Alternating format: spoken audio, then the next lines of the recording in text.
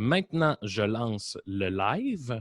Oh, j'aime pas ça. 3, C'est 2, très professionnel. 1. On est supposé être live, alors je lance la pub. Cet été, pas besoin d'aller très loin pour vivre la grande aventure. Ici, on mélange l'urbain et les espaces verts, on fait des road trips et on se gâte. Ici, on s'amuse en famille et entre amis. Ici, on fait ça simple. Parce qu'ici, c'est plus beau que jamais. Cet été, vivez des micro-aventures ici dans le Haut-Richelieu. tourismehaut-richelieu.com. Haut-Richelieu a acheté une jeu d'achat. Ah ouais? Ouais, attends. Ça roule les business? Il y a un avion. Non, oui, mais ouais. Choc.ca, RIDM et les soirées d'écoute publique présentent le concours de documentaire sonore Le Réel à l'écoute. Vous avez jusqu'au 31 août pour participer et tenter de gagner une diffusion au RIDM 2020 et plus de 1 000 $ de prix. Pour connaître les règlements, rendez-vous sur choc.ca/réel. Ça, c'est une bonne Maudit, pub. c'est vrai! C'est pourquoi ça? Passionné de l'info? Choc.ca souhaite agrandir son équipe de journalistes numériques. Sujets éclatés, reportages ponctuels écrits et audio, et ouverts à tous les niveaux. Tu veux en savoir plus? Écris-nous ou suis-nous sur la page Facebook de Choc.ca. Vivez l'expérience immersive du SATFest à la Société des Arts Technologiques. Une compilation des meilleurs courts-métrages 360 degrés réalisés par 15 artistes internationaux d'avant-garde qui vous feront voyager au cœur d'univers défiant vos sens et perceptions. De retour sous le dôme de la Satosphère, spécialement adapté pour assurer la sécurité de tous et présenté pendant tout le mois d'août. Découvrez le programme sur sat.qc.ca. Vous écoutez une émission de choc.ca. Right, je lance le thème.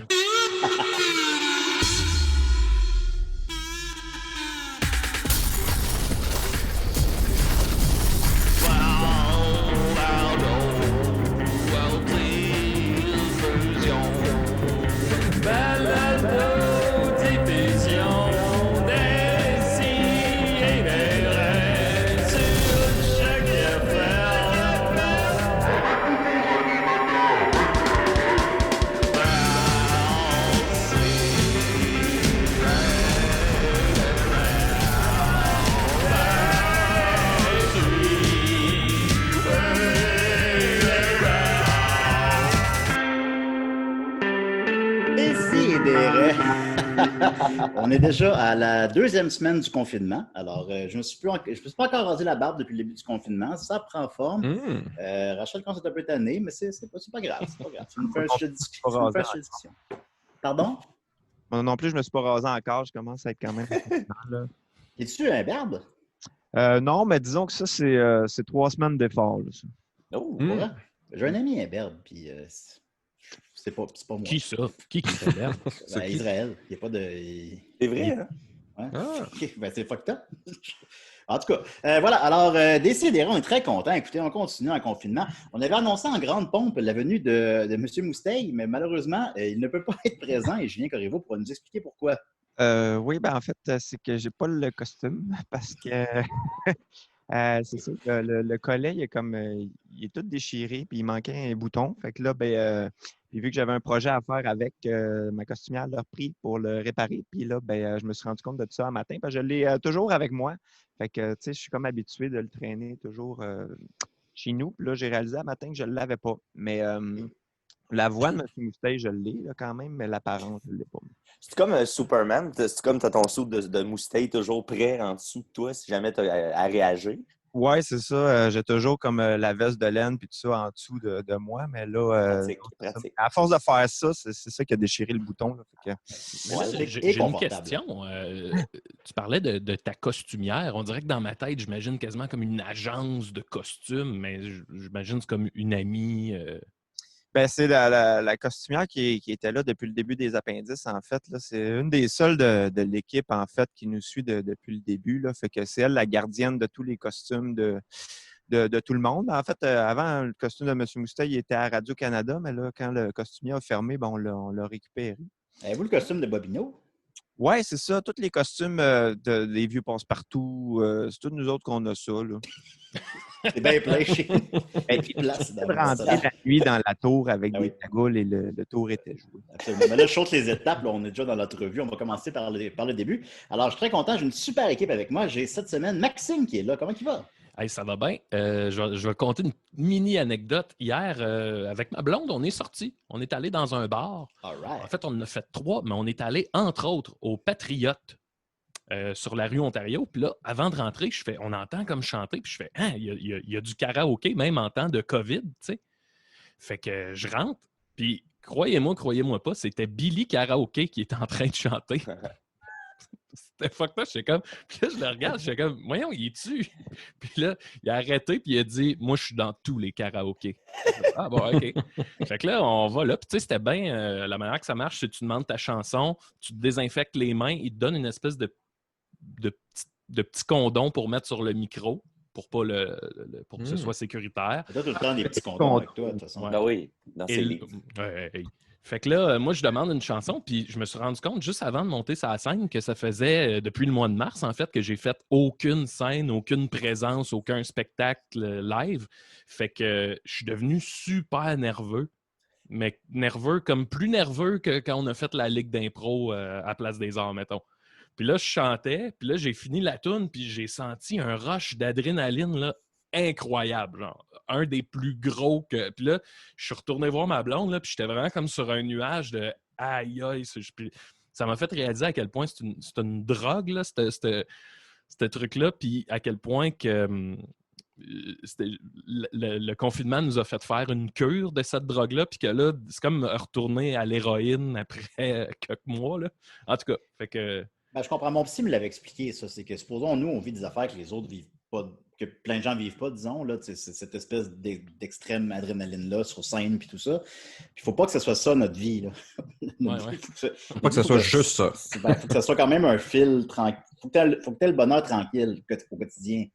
Faut pas que ce soit tes seules sources de bonheur parce que c'est très éphémère. Le plus stressé que j'ai été, c'était avant mon rap battle.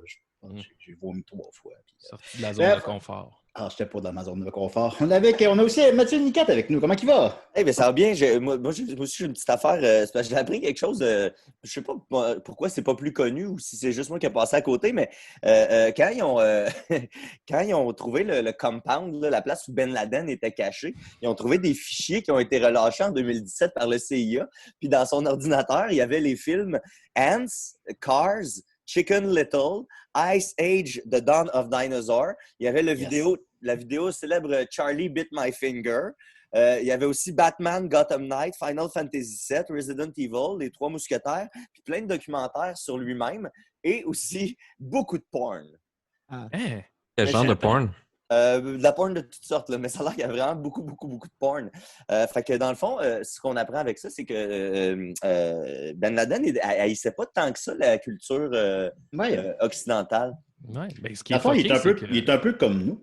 Ben c'est ça. Dans le fond, c'est un homme exactement comme nous. Mais tu sais, pour vrai, moi, n'importe qui a joué à Final Fantasy VII, je sais que je peux avoir une bonne discussion d'au moins 45 minutes. Là. Il a vu le film Final Fantasy VII. Qu'importe, là, tu sais. Mais quand même, Il y a moyen de moyenner, là. Mais... Fait qu'il y a moyen de jaser avec Ben Laden. Dans le fond, si on avait ouvert l'oreille à Ben Laden... Si on avait décidé d'écouter justement un petit Final Fantasy VII... Ice Age. Un petit Ice Age. Pardon, Julien? Il aime beaucoup l'animation. Oui. Oui, c'est vrai. Mais imaginez... Peut-être qu'il cherchait des caricatures de Mohamed dans les... Ah, peut-être. De Mahomet, oui. Imaginez Ben Laden en train d'écouter un Pixar, tu sais, comment que c'est... Oui, parce que c'était principalement DreamWorks qui avait... C'est aussi des goûts assez enfantins. Il mange-tu du popcorn? Ouais. Je sais pas, ils doivent manger des coquerelles. Tu sais, il écoute des films d'enfants et de la porn, là, c'est quand même un peu fucked up. C'est bon.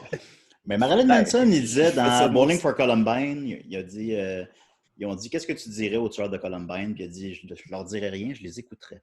Fait que peut-être qu'on aurait peut-être dû écouter un peu plus Ben Laden. On va continuer avec Nicolas en parlant de Ben Laden. Comment il va? Il va bien. Oui. Ah ouais. Tant mieux. Alors voilà, c'est Décidérez, je présentais tout le monde, puis Julien Corriveau qui est avec nous, on est très contents. Qu'est-ce que tu as fait de bon ce matin? Moi, ça? Ouais. J'ai mangé des toasts, puis je me suis assis devant mon ordi. J'adore ça. Des Mais moi, toasts à quoi? Attends, on peut creuser ça un peu, je pense. Ben, ça, ou il y a avec des questions. C'est au beurre vegan. Le Nuts for You, une compagnie qui fait du beurre de cachou. C'est très bon. Beurre de cachou. La texture du beurre, honnêtement. C'est comme Ben Laden, t'es comme, hey, tu te cachou. C'est la joke à Joe Cormier, ça, par exemple. Oui, mais c'est pas là. Julien, es-tu capable de monter ton son une petite affaire? Je parle à Julien Corriveau. Oui, sûrement. Attends un peu, là. Je pense qu'on va juste comme mieux t'entendre. C'est mieux? Je pense tu m'entends oui. mieux? Oui, je pense que oui. Ouais. Je vais me monter comme... Ah, là, c'est trop, là. C'est pas grave. Un, deux. Maguire, parle-moi donc le thème. Attends, Bernatchez, tu n'étais pas supposé avoir un micro, toi aussi? J'en ai un micro. Ah, OK. C'est parce que tu le flashes pas. OK, je parle le thème d'invité. T'es l'invité à décider. Assis-toi, ça va être temps de parler. Va t'en niaiser!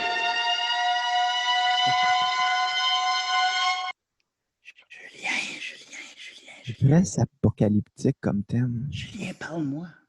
Tu veux que je te parle? Parle-moi, Julien. Qu'est-ce que tu veux savoir? Ben, qu'est-ce que je veux savoir? J'ai beaucoup de questions. Parce que d'abord, je pensais qu'on recevait M. Moustaille. En fait, il a fallu que je me revire sur un Saint-Saëns dans la dernière demi-heure, mais c'est pas grave. C'est pas grave. Alors, j'ai quand même réussi à noter quelques questions dans la dernière demi-heure. Alors, tu as vécu 3 ans en Afrique, c'est exact? Oui. Et c'était à l'époque du Nintendo 64. Oui. Est-ce qu'il y avait des jeux de Nintendo 64 dans les clubs vidéo en Afrique? Et si oui, est-ce qu'il y avait la même sélection qu'en Amérique du Nord? Il n'y avait aucun jeu vidéo de Nintendo 64. En fait, le Nintendo 64 a été l'argument de mon père pour que je déménage là-bas. Parce que, en fait, le Nintendo 64 est sorti en décembre, puis nous, on déménageait en février là-bas. Fait que moi, je voulais pas y aller parce que j'étais en secondaire 1, puis j'étais dans la classe option théâtre, puis on avait bien du fun. Puis là, il m'a dit, mais si tu viens avec nous, je vais t'acheter un Nintendo 64. Fait que là, je l'ai reçu, j'ai capoté. C'est juste que quand je suis arrivé là-bas, j'étais le premier à en avoir un, tu sais. Fait que le monde capotait. Tu as beaucoup d'amis avec ça? Il n'y avait rien qui était en 3D à cette époque-là. Tu étais la belle of the ball. Ben, vraiment. Puis oui, vraiment, ça m'a permis de me faire des amis et aussi de briser la solitude. Ben, j'imagine. C'est comment vivre en Afrique? Ben, comment c'est? Je ne veux pas généraliser pour toute l'Afrique. Non, évidemment. Dans ton cas. Tu vas parler pour l'Afrique. C'est où, précisément? C'est quand même particulier, comme, tu sais, c'est rare là, qu'on connaît quelqu'un qui a vécu. Oui, vraiment. Mon père habitait au Sri Lanka un temps, là, mais tu sais. Ben, c'est pas pareil. J'étais en Guinée, qui est un pays juste en dessous du Sénégal, en Afrique de l'Ouest. Puis nous autres, dans le fond, c'était un village minier dans lequel on était parce que mon père travaillait pour une compagnie de mines de bauxite. Ça, c'est le minéral avec lequel on fait l'aluminium. Dans le fond, on était dans un genre de... C'est juste que la compagnie avait comme construit différents villages de compagnie, un à la mine, puis un, nous, au port, qui était là où on exportait le minerai. C'est là qui étaient les bureaux. Fait que c'était une drôle de vie parce qu'il y avait comme 2 sociétés parallèles un peu. Il y avait tous les expatriés qui, comme moi, les familles qui venaient d'ailleurs, qui s'établissaient là pour travailler. Fait qu'il y avait une école pour les employés de la compagnie. C'était pas juste des Blancs ou des Occidentaux. Là. Il y avait aussi des régionaux, comme on appelle, les Guinéens qui étaient là. Mais il y avait une école de compagnie, un hôpital de compagnie, une épicerie de compagnie. Fait qu'il y avait... c'est un microcosmos, en quelque sorte. Oui, puis c'est juste que c'était un projet qui était un petit peu en fin de vie. Fait qu'avant, il y avait beaucoup de familles expatriés. Mais là, au moment où moi je suis arrivé, il y en avait assez peu. Fait qu'il y avait un autre gars qui avait mon âge à peu près quand j'étais allé là. Fait que c'est comme devenu mon ami. Mais sinon, socialement, c'était weird. Là, il y avait beaucoup de cours à l'école où j'étais tout seul dans ma classe avec le prof. C'était comme vraiment bizarre socialement. Est-ce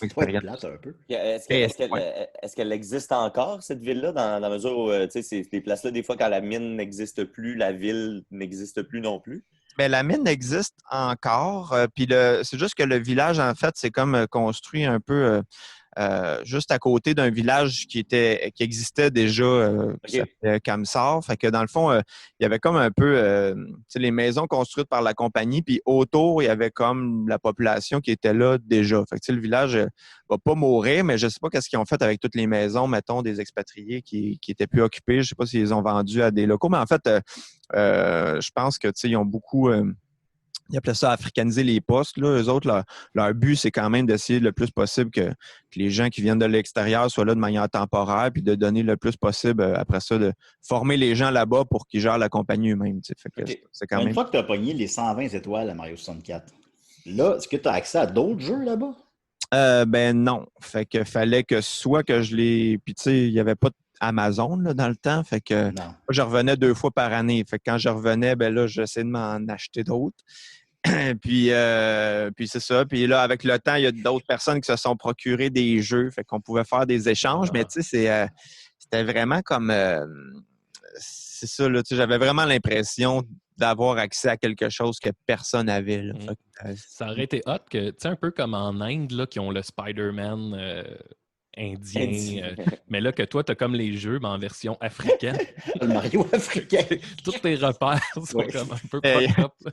Il y avait plein de contrebande là-bas, mais pas de jeux, là, mais il y avait beaucoup d'affaires qui venaient de Chine. Là, fait que, des pantalons Adidas, puis des souliers Nike, puis toutes ces affaires-là. Comment la TV en Afrique? Ben là, nous autres, on écoutait surtout la télé française. Là, fait qu'on avait TV5. TV5. Il n'y avait pas de télé locale de Guinée, mais il y avait la télé du Sénégal là, qu'on pouvait écouter des fois. Ben, ça ressemble beaucoup à des CDR, je te dirais. Oui. Bon, ben c'est bon signe. TV5, j'imagine juste des documentaires sophistiqués. Avec la chemise de Mathieu, là, on est en plein là. On est là, on voyage. Et dès que tu as quitté l'Afrique, vous avez fait les appendices, c'est exact? Oui, ben tu sais, moi j'ai été chanceux parce que j'ai gardé contact avec tous les amis des appendices pendant que j'étais là-bas parce que avec Dominique, on était amis depuis qu'on était très jeunes. Puis pendant que j'étais parti, ben, il s'est fait d'autres amis qui sont devenus les appendices. Fait que c'est ton voyage qui a créé les appendices? Ben, je sais. Ben, peut-être que ça a contribué parce que mon absence, ma grande absence dans la vie de Dominique a fait qu'il a rencontré Jean-François Chagnon, puis après ça, Dave. Peut-être que sinon, vous seriez devenus comme Dominique et Martin, les deux ensemble. Peut-être. Peut-être qu'on n'aurait même pas fait ça. Moi, j'étais celui-là qui était le moins destiné à faire de l'humour dans toute cette gang-là. Là. Fait que peut-être qu'on aurait juste continué à jouer au Lego jusqu'à 36 ans. Mais... Fait que vraiment, c'est l'Afrique qui est le terreau des appendices. Ouais. En fait, les appendices, c'est un groupe africain.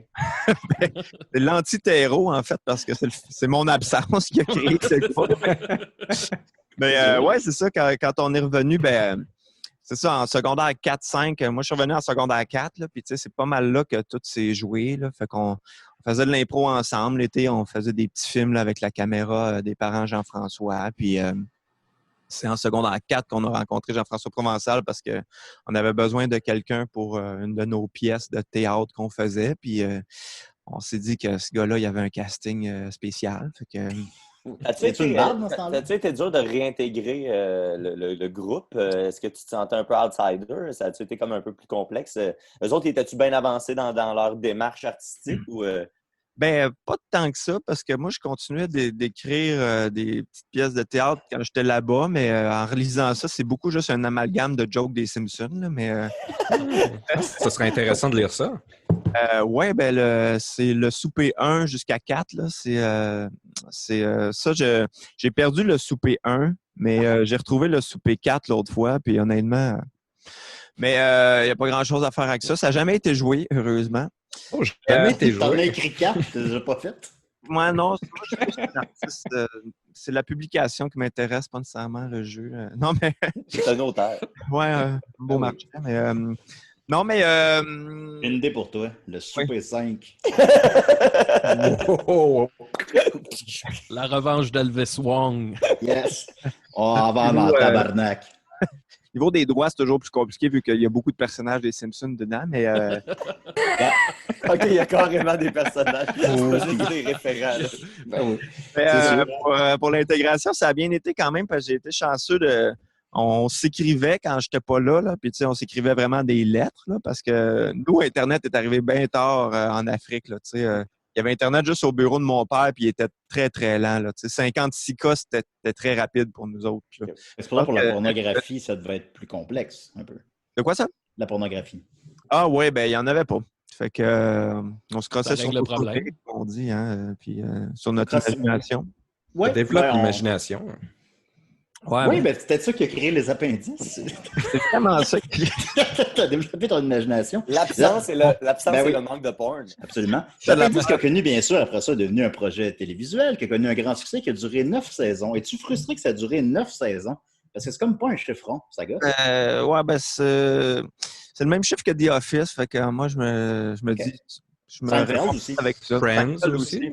Ouais, pour une raison bizarre, le chiffre 10 a l'air d'être épeurant pour les diffuseurs, mais honnêtement, nous, rendus à la 9e saison, on avait pitché à Télé-Québec un projet pour faire une 10e et dernière saison parce qu'on commençait à manquer un peu de jus là, au niveau écriture de sketch. Là, fait que, on sentait qu'on revenait un petit peu dans les mêmes patterns tout le temps. Fait que c'est ça.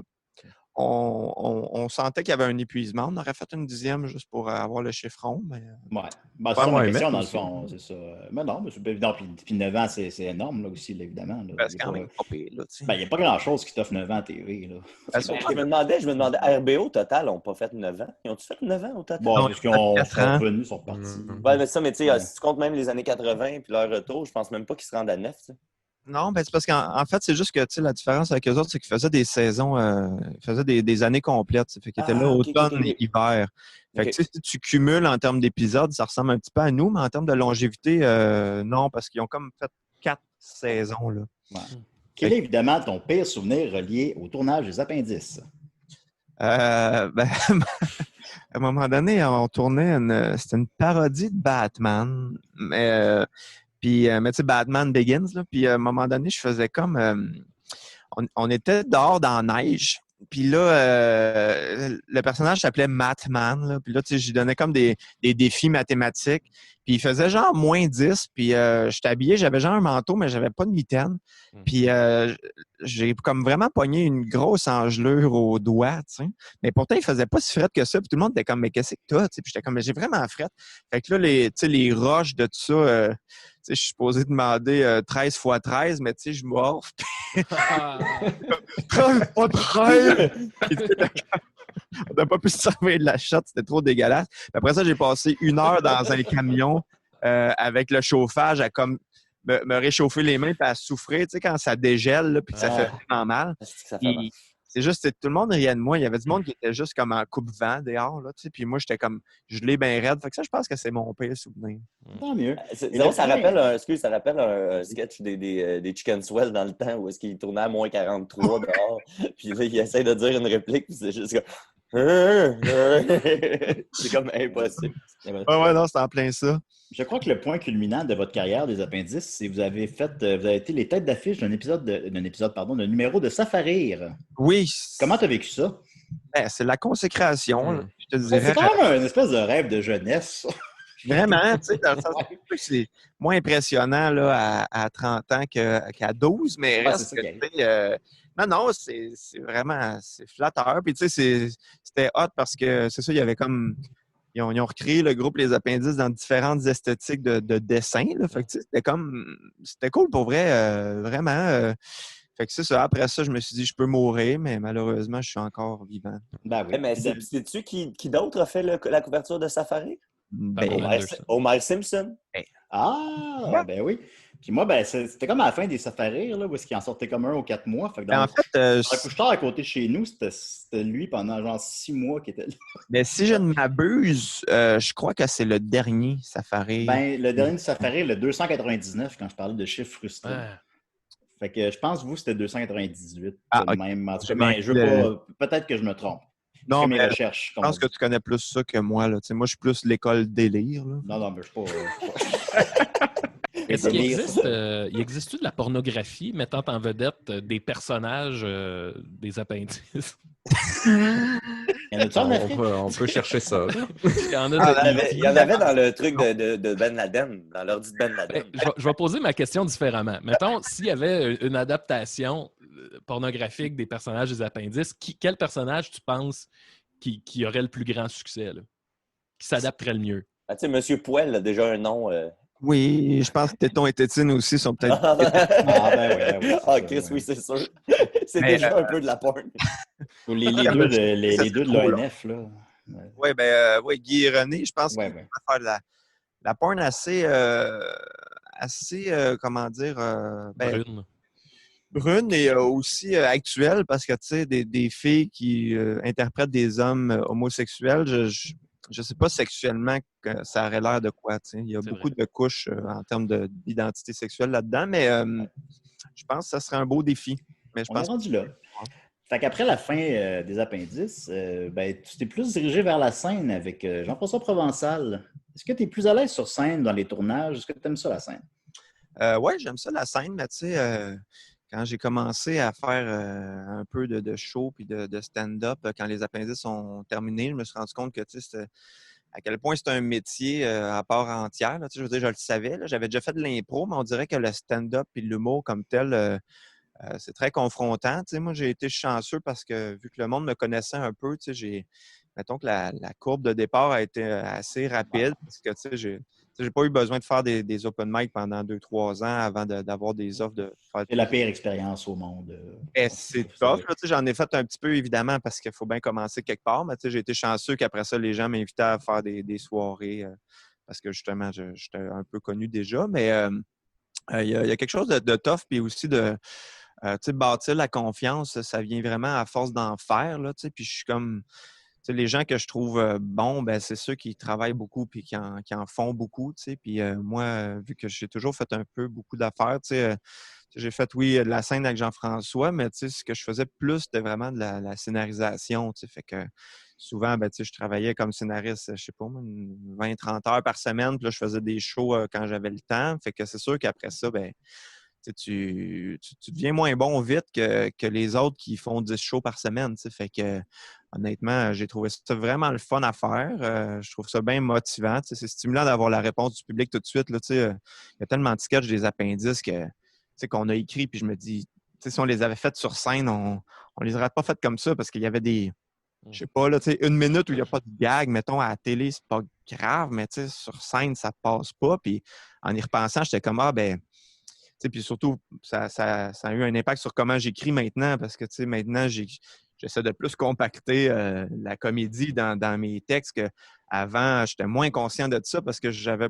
pensais pas au rire des gens. Je pensais pas de même. Puis faire la scène, tu n'as pas le choix de penser comme ça. Là, si tu fais une longue anecdote où il n'y a pas de joke, ben, le punch-out est mieux d'être bon parce que sinon, les gens vont être comme tu viens de me faire perdre 2 minutes de rire.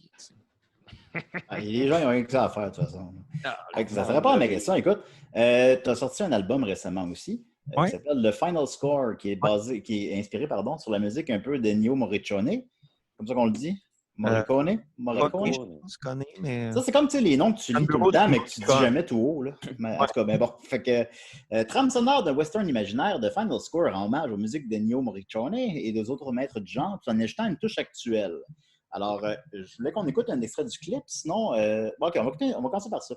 Maxime, tu as ça pas loin? Je l'ai vraiment pas loin. C'est donc bien réalisé par Joël Vaudreuil, qui est un membre avec Podcast. Puis, ouais.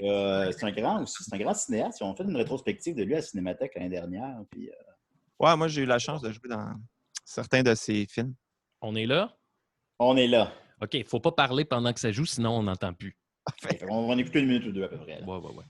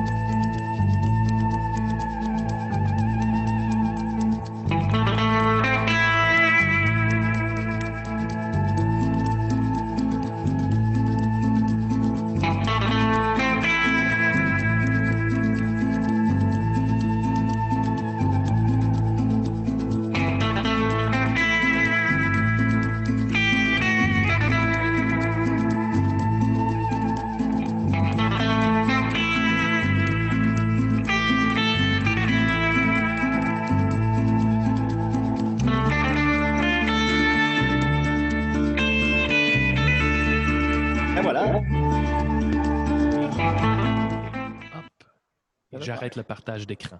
On arrête le partage d'écran. Ça donne le goût de tirer du gun. Ben oui, on va partager le clip, bien sûr, sur la page de Très l'émission. pro Anne Murray comme clip. Là. Oui, ben, j'ai tout de suite senti. Alors, par où commencer? Écoute, les Western Spaghetti, c'est quoi pour toi? Quand tu parles d'une touche actuelle dans la musique, qu'est-ce que tu veux dire par là? C'est quoi la collaboration avec Joël Vaudreuil? Qu'est-ce qui a mené vers ça? Écoute, je veux tout savoir. Dis-nous tout, Calice! Mais oui, arrête de pas pas toutes mes calices de questions en même temps. Pourquoi tu veux pas répondre à mes questions? Il a même pas son asti de costume. Je sais, c'est un échec total de ma participation.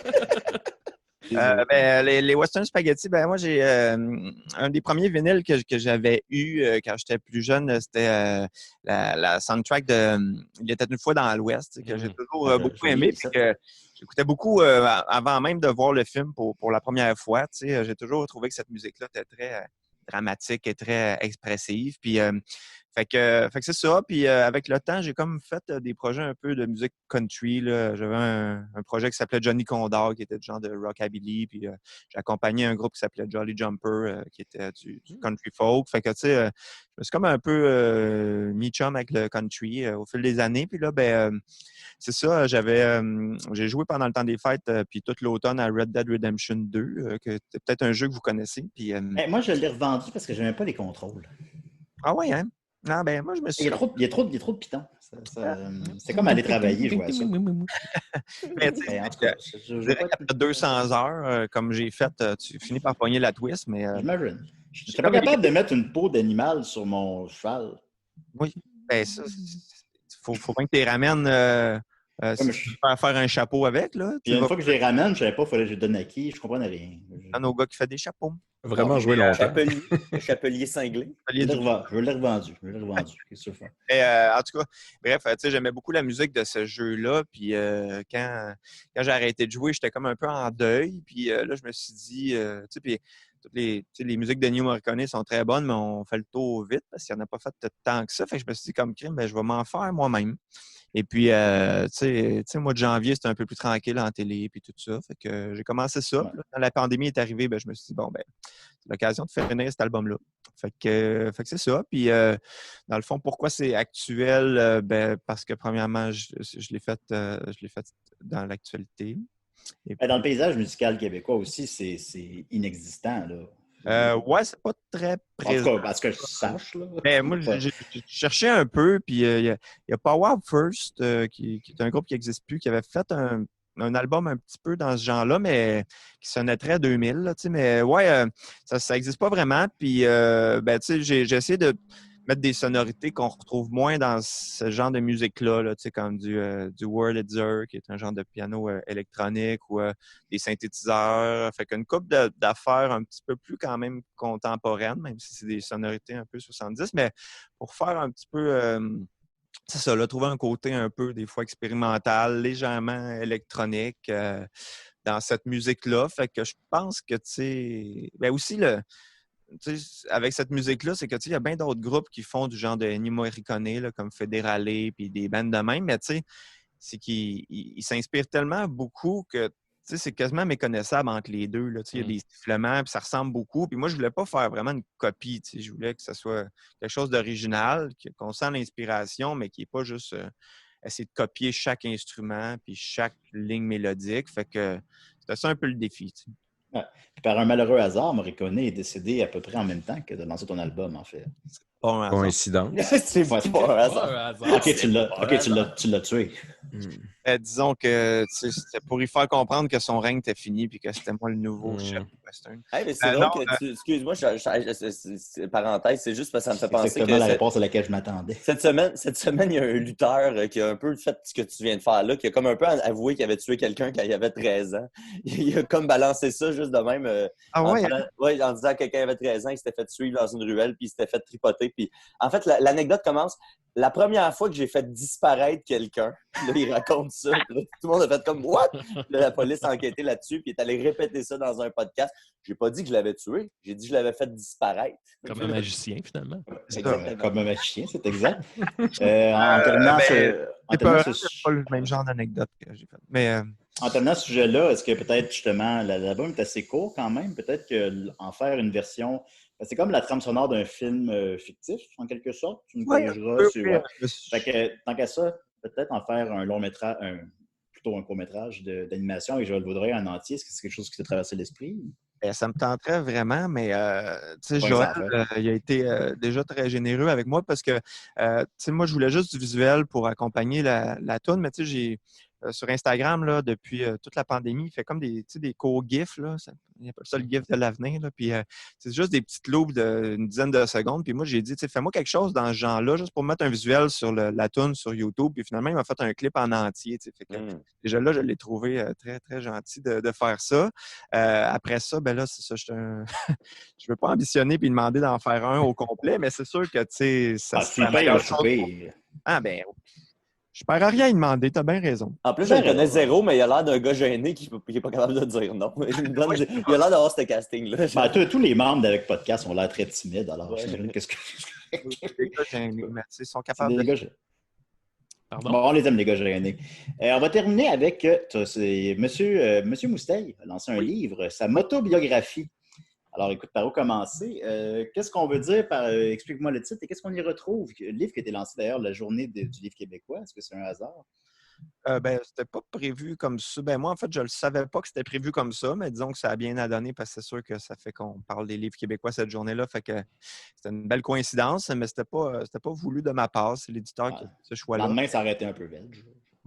C'est ça, là, on aurait un petit peu perdu le momentum. Mais ce livre-là, Motobiographie, en fait, c'est... je voulais faire un jeu de mots avec autobiographie, puis là, c'est la première idée qui est venue. Puis là, ça a un peu guidé l'écriture. Fait que je me suis dit, ça peut pas être juste un jeu de mots épais puis qu'il n'y ait pas de moto dedans. Fait que il y a deux bonnes rides de moto là, dans Motobiographie. Puis, tu sais, au départ, je voyais plus ça comme un genre de livre, genre coach de vie, là, un peu reproduire ce que M. Mousteil fait d'habitude dans les appendices, mais sous forme de livre. Là, fait que, des conseils sur des sujets. Puis en commençant l'écriture, je me suis dit, ça serait le fun d'écrire quelques chapitres pour situer le personnage, puis écrire un petit peu son background. Puis là, je me suis rendu compte que c'était bien inspirant pour moi de décrire l'histoire de ce personnage-là parce que après le premier chapitre, il y avait juste 3 ans. Fait que je me suis dit, OK, il reste des années de stock à écrire. Fait que finalement, je suis comme parti plus dans cette idée-là de faire une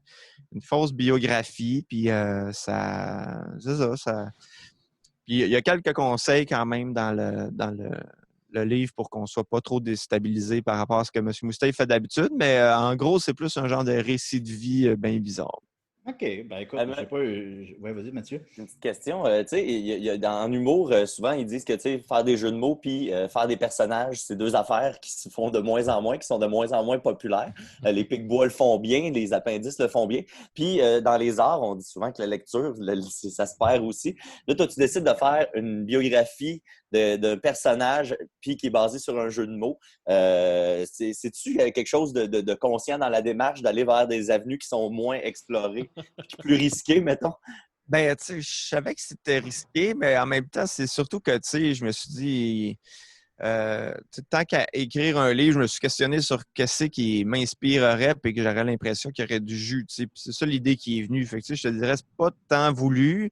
En même temps, en littérature, je pense que c'est moins bizarre qu'il y ait un personnage qu'en d'autres choses. Parce que, une des références, mettons, que j'ai lu pour voir... le livre de Timé. C'est ça, c'était le livre de Timé que j'ai lu qui est bien différent, dans le fond, de ce que moi je fais. Là. Je pense que le livre de Timé était très...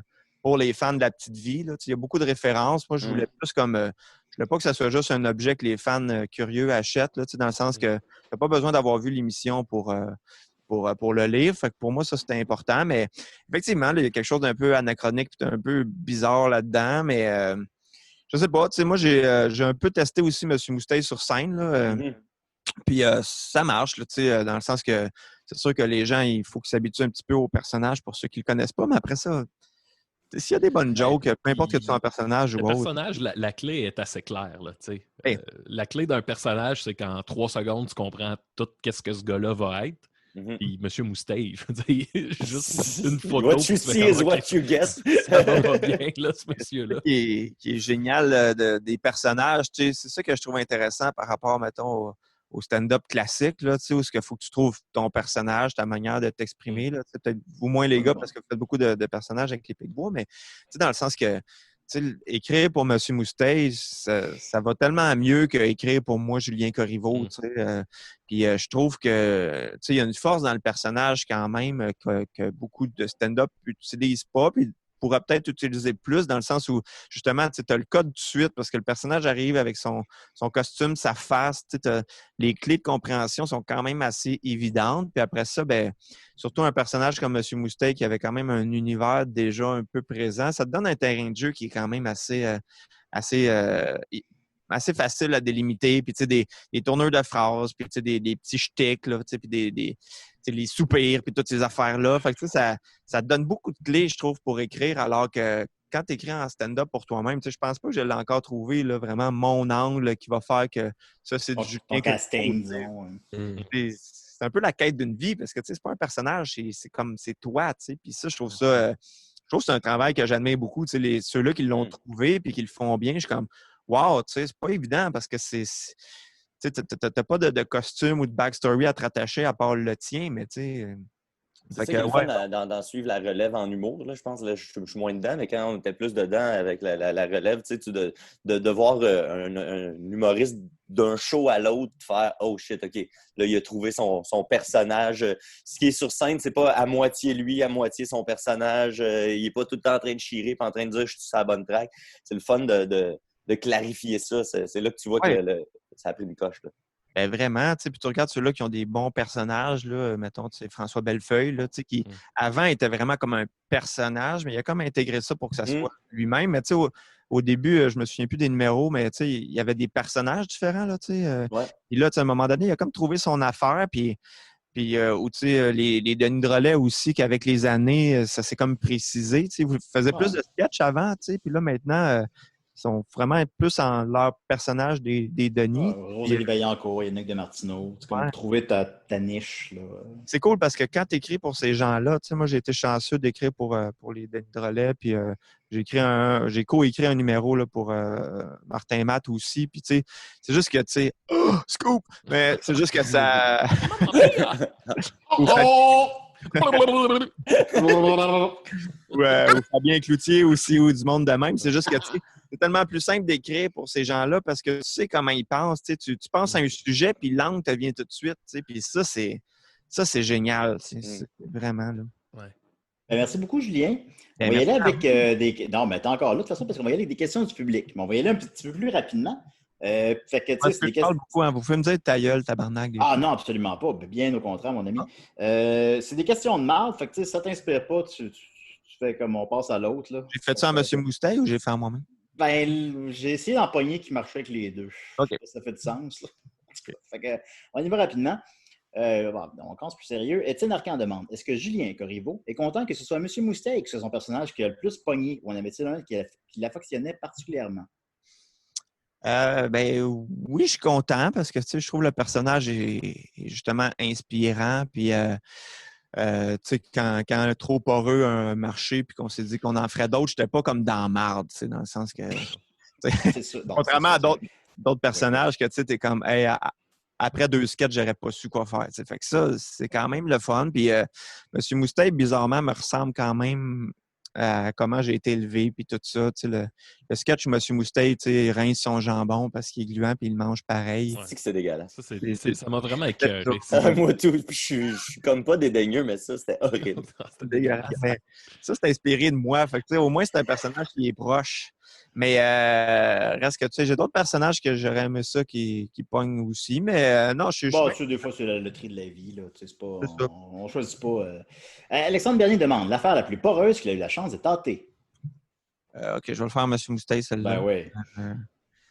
OK, je dirais que l'affaire la plus poreuse que j'ai touchée, c'est le coude de ma tante Germelle qui, ma foi, aurait pu râper une table de chevet. Merci beaucoup. Bruno Marcotte demande quel conseil donnerais-tu à Julien avec la vie? Julien étant moi, je présume. OK. Je pense pas. Moi que c'était Moustet qui s'adressait à toi, mais en tout cas, j'imagine que c'était à moi. OK. Un conseil que je te donnerais. OK. Je vais le faire, M. Moustet. Je te dirais, Julien Bernatchez, que l'important dans la vie, c'est le vinaigre. Car le vinaigre peut servir à désinfecter et nettoyer, peut servir à faire de délicieuses marinades qui durent toute une vie. Et surtout, c'est une boisson très désaltérante. J'ai déjà bu du vinaigre accidentellement pensant que c'était de l'eau chez mes parents. T'as du poignet de quoi? J'ai fait ça. Faites un tabarnak de ça. Mais j'aime beaucoup les œufs dans le vinaigre, par contre, je vais préciser, là, pour ceux qui se posaient la question. Très rapidement, Denis Bouliane demande, tu disco ou boogie? Disco ou boogie? Oui. Je ne suis pas assez un connaisseur pour vraiment faire la différence. Rapidement. Disco. Martin Bélanger demande, y aurait-il un jour une suite à l'excellent podcast Comment être drôle?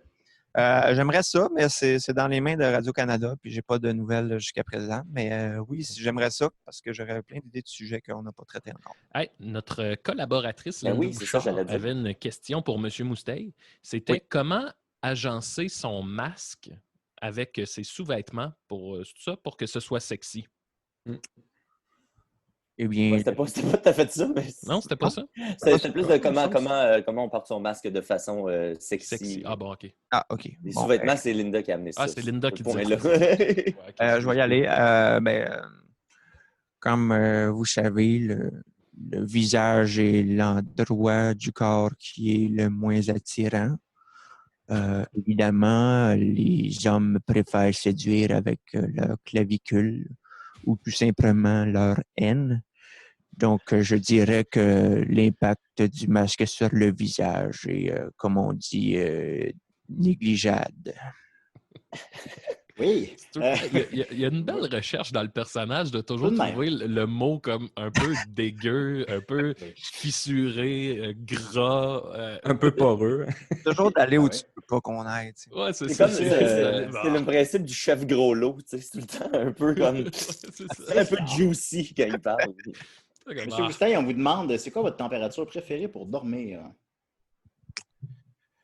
Oui, la température avec laquelle je dors par défaut est très froide, puisque je dors dans la chambre froide de la maison pour évidemment être certain que personne ne vienne voler mes ganaches qui sont, comme je pourrais dire, ma plus grande richesse. Qui est ma plus grande faiblesse. C'est sûr qu'il y a beaucoup de lacto-fermenté. Là. Oui, M. Moustey, on vous demande pourquoi vous n'êtes pas un personnage dans le jeu Clou? De quoi? Pourquoi vous n'êtes pas un personnage dans le jeu Clou? Eh bien, c'est assez simple. On m'a offert de faire partie du jeu Clou, mais ayant une aversion pour la moutarde. Évidemment, je ne pouvais pas m'imaginer être dans la même boîte que ce colonel pendant tout le temps qui dure entre les Noëls où on sort le jeu. Oui. Denis Bouliane vous demande quelle est votre sorte de chip préférée? C'est Linda Pizza. Je dirais que je trouve que les chips en général sont beaucoup trop croustillantes. Donc, je préfère de loin les patates bouillies, assaisonnées d'un quelques gouttes de jus de guenille. Évidemment.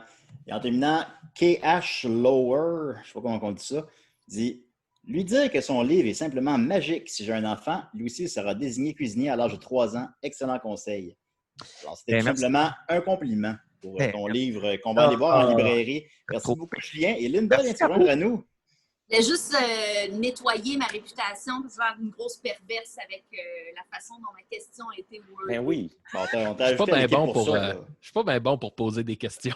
Je voulais juste pas qu'on dise que j'ai des propos déplacés, mais c'était effectivement ma question. Comment rendre le masque et sécuritaire et sexy à la fois? Est-ce que ça a bien répondu? Moi-même, oui. Excuse-moi, Julien, je t'ai coupé. Non, mais est-ce que j'ai bien répondu à ta question? Tu veux... Absolument. Okay. Absolument, tu as ouvert des nouveaux horizons pour moi. Donc, merci. Merci, Linda, de nous apporter ces précisions-là. Non, tu peux rester avec nous si tu veux, on Linda. salit son nom. Non. Tu peux rester avec nous, Linda, si tu veux. Julien aussi, si tu veux. On va continuer avec Nicolas. C'est très, très ennuyeux. Alors, est-ce que ça t'intéresse, Julien? Ben oui. Oui, Okay, on rentre dans la phase plus intellectuelle de l'émission. Là. Alors voilà, merci beaucoup, Julien, pour t'être livré si généreusement pendant 50 minutes. On va y aller avec Nicolas. Parce que là. C'est quoi, Nicolas? C'est-tu un sauce 5? Oui, ben c'est le sexe chez les éponges de mer. Savoir l'absolu, ultime, complet, éternel, en 5 minutes. Donc là, j'étais supposé avoir un grand dossier sur le gros bon sens, puis j'avais quatre sous-divisions que j'avais laissé les gens choisir, puis les gens ont choisi plutôt le sexe chez les éponges de mer.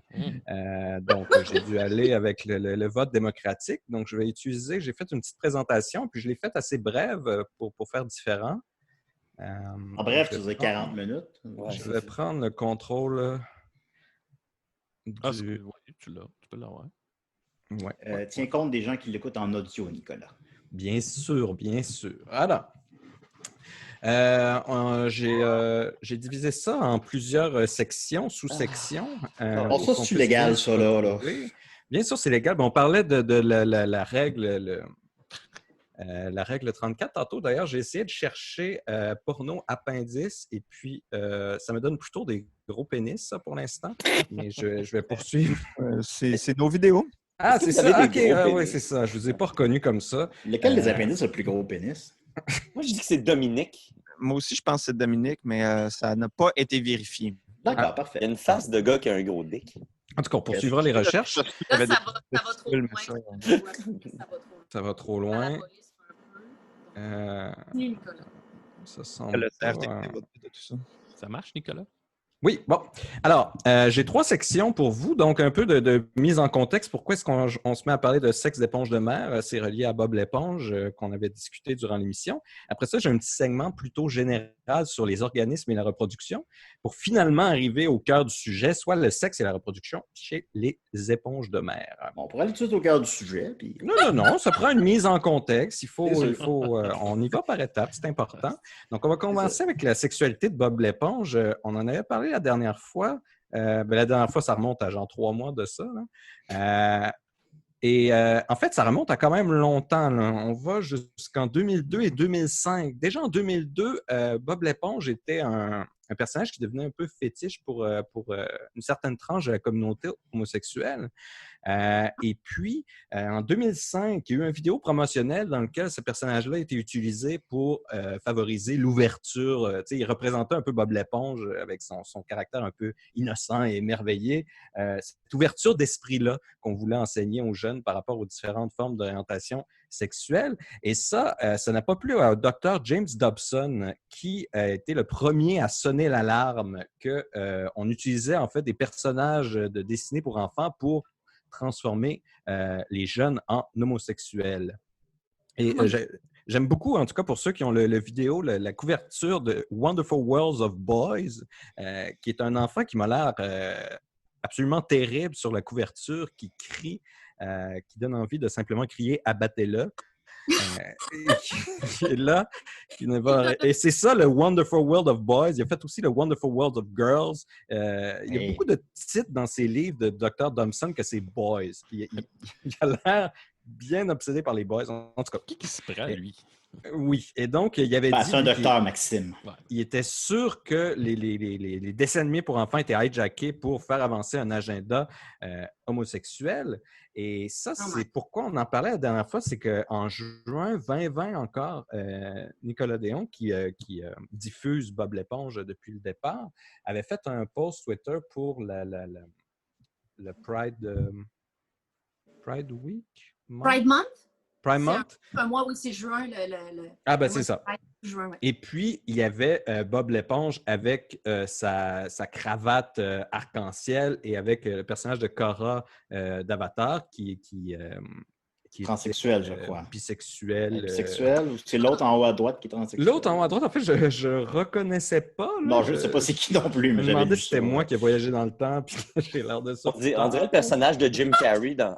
On dirait le personnage de Jim Carrey dans Les Orphelins Baudelaire. C'est sûr que si on regarde les publications rapidement, là, c'est comme « Ah, Bob l'éponge fait son coming out ». quand c'est pas littéralement ça. Non, en fait, c'était pas ça du tout. Ça le présente comme un allié. Voilà.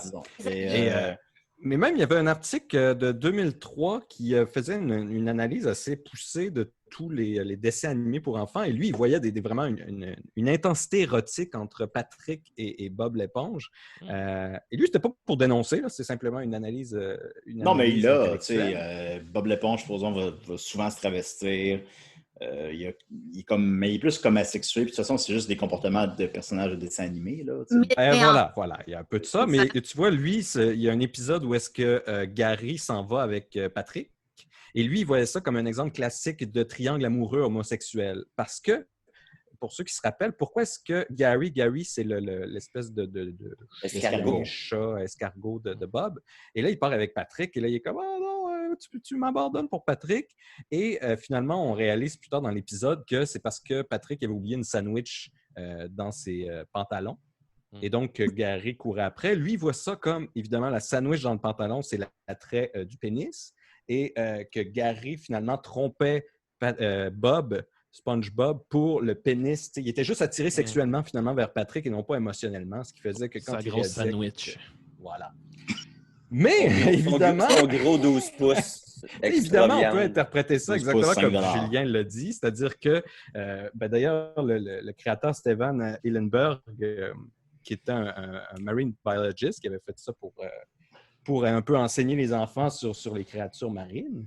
Et puis lui, il disait, un peu comme Julien dit, c'est des personnages de dessins animés, donc ils n'ont pas de sexe. Je veux dire, si vous voulez les imaginer fourrés ensemble, c'est votre esprit, là. Mais lui, il est asexuel. Non pas asexuel comme une orientation, quelqu'un qui peut vraiment être asexuel, qui n'est attiré, il ne veut pas de sexe. Lui, il est asexuel dans le sens que c'est un personnage de dessin animé. Il n'y en a pas de sexe entre les autres personnages. Et c'est pas quelque chose qui existe dans cet univers-là. C'est juste un procédé humoristique, là, au final. Ça reste quand même que c'est clair qu'il joue là-dessus à l'occasion. Là. C'est clair encore une fois, c'est clair. On peut projeter toutes sortes de choses sur toutes sortes d'œuvres. Sinon, il n'y aurait pas d'analyse littéraire comme on le sait. Mais ça peut être juste ça aussi. Ça peut être juste, ça n'existe pas dans cet univers-là, le sexe, tout simplement. C'est pas quelque chose de présent. Et donc, entre les sections, j'ai mis des petits pop quiz. Ben oui. Pour arriver. Donc, ça serait quoi, Julien, un des deux Julien qui veut se lancer? C'est quoi le but de la vie? Je vais laisser le melon à Julien. Mon Dieu, c'est une question facile entre les deux. Philosophiquement, m'appuyer, mais moi, j'aurais tendance à dire que la vie n'a pas vraiment de but, mais j'allais vraiment dire la même chose, je suis d'accord avec ça. Mais je viens de lire un livre sur le sens de la vie d'un ancien prof de l'université, puis il disait que, dans le fond, s'il y a un sens à la vie, ça serait d'être là pour les autres, parce que nous-mêmes, on sait qu'on n'a pas nécessairement, on est pris dans une réflexion absurde par rapport à l'existence, mais que l'autre a pour nous une certaine signification. Donc, peut-être. Oui, j'imagine être heureux autant que possible puis pas faire trop de mal. Non, mais là, vous avez trop une vision anthropocentrique. Si je peux me permettre, je vais me permettre, Ah. Nicolas. Moi, je vais plus avec une analyse à la Jurassic Park, qui est la vie trouve toujours un chemin pour prendre de l'expansion. Donc, la reproduction, si on veut. De la vie. Très d'accord avec Max ça. l'avait, c'est la vie elle-même. Il n'y a pas d'autre but. C'est tautologique, la vie. Ça cherche juste la vie. La vie cherche. Fait que Nicolas, c'est le but de la vie. Elle cherche à s'étendre. Donc, ici, pour s'étendre, justement, on arrive dans ma petite section rappel de biologie, organisme et reproduction. Parce qu'on va y arriver à la reproduction des éponges. Tabarnak, man. Il y a deux formes de reproduction pour la vie. Parce que la vie, c'est bien plate comme ça, mais même si le but de la vie, c'est la vie elle-même, l'entropie étant ce qu'elle est, elle pousse à désorganiser l'information que représente la matière animée. La matière animée, elle est une forme d'information encodée. Puis là, l'univers cherche à défaire cette information-là, un peu comme l'univers cherche à défaire l'organisation dans ma bibliothèque à l'arrière et la rendre plus chaotique. Donc, on a deux formes qui ont été trouvées. La vie a essayé de trouver un bypass à ça. Elle dit, OK, si l'univers cherche à toujours me désorganiser, je vais juste reproduire l'information que j'ai. Comme ça va reporter la désorganisation à plus tard. D'où le fait que la vie se reproduit. Donc, il y a la reproduction sexuelle, la reproduction asexuelle. La reproduction sexuelle, vous le savez, il y a une gamète mâle, une gamète femelle. Bing, badaboum. C'est ce que Ben Laden écoutait dans son terrier. On ne parle pas de Ice Age. Là. Et puis, Bang, bang, bang, bang. bang, bang, bang. All right. Obtient ensuite m'intéresse. un mix de la moitié, justement, du code génétique de 1. Donc ça permet plein de variations. Ça permet de shifter les choses around un peu. Oui. La reproduction Par-dessus, sexuelle, par-en-dessous. elle, La mienne. ça fonctionne par cloning. Donc ça, on fait tout simplement faire une reproduction de soi directe. Il n'y a pas de mélange avec un autre. Donc, on a moins de variations. Donc, ce qui fait le petit bout rouge que j'ai mis, c'est-à-dire que c'est soit une reproduction parfaite, soit une reproduction avec une petite mutation parce que, la reproduction n'est pas exactement parfaite, là, même pour un clone. Il y a des petites erreurs qui se font au niveau phylogénique ou génétique. C'est moins bandant un peu, hein, Nicolas?